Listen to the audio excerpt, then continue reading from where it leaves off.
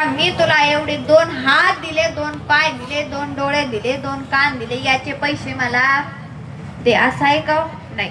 भगवंताने ज्या वेळेस आपल्याला जन्माला घातलं त्यावेळेस आपल्याला हा देह भगवंतानं फुकट दिला. कशासाठी? भजनासाठी दिला. मग आपण भजन केलं पाहिजे. म्हणून जोपर्यंत आहे तोपर्यंत त्या भगवंताचं नामस्मरण करा. कारण तुकोबरा या अभंगामध्ये सांगतात की आलिया संसारा उठा वेग करा, शरण जा उदारा पांडुरंगा, देह हे काळाचे धन कुबेराचे, येथे मनुष्याचे काय आहे. त्या भगवान परमात्म्याला शरण जायला सांगतात. त्या भगवान परमात्म्याला शरण गेलं की मग तो आपली कशी ही सोय करेल. मग जीवनामध्ये सुख आहे कसं सांगून जाईल.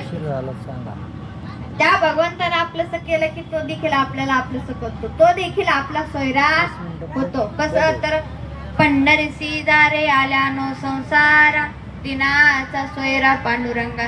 आपण जर त्या भगवंताची वारी केली, त्या भगवंताचं नामस्मरण केलं तर तो देखील आपला सोयरा होतो.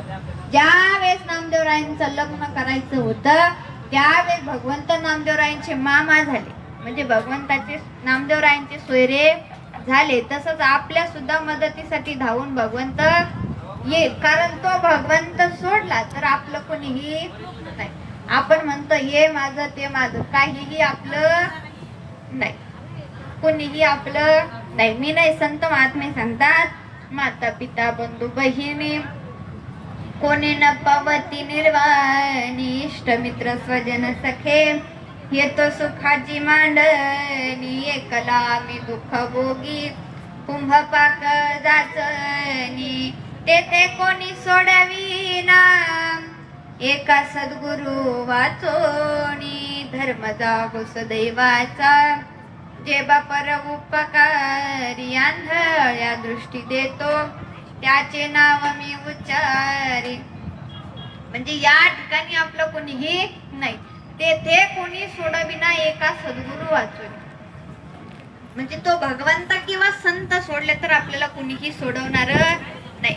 संत मिळाले की भगवंताची भेट होते. भगवंताला भेटायचं असेल तर संतांची भेट होणं सुद्धा गरजेचं आहे.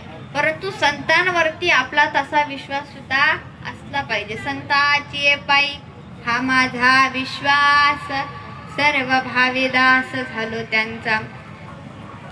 सर्व भावाने त्यांचा दास झालं, त्यांच्यावरती विश्वास असला की आपल्याला भगवंताची भेट होणार. कारण संत मात्र आपल्याला चांगली वाट दाखवत असतात.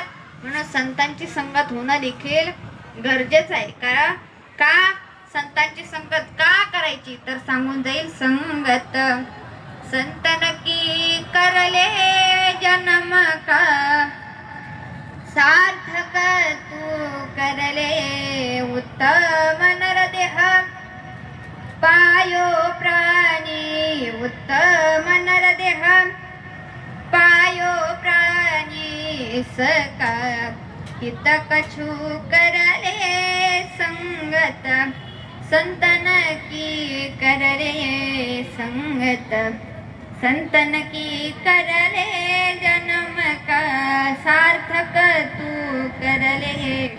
संतांची संगत झाली की भगवंताची भेट आपोआप होते. असो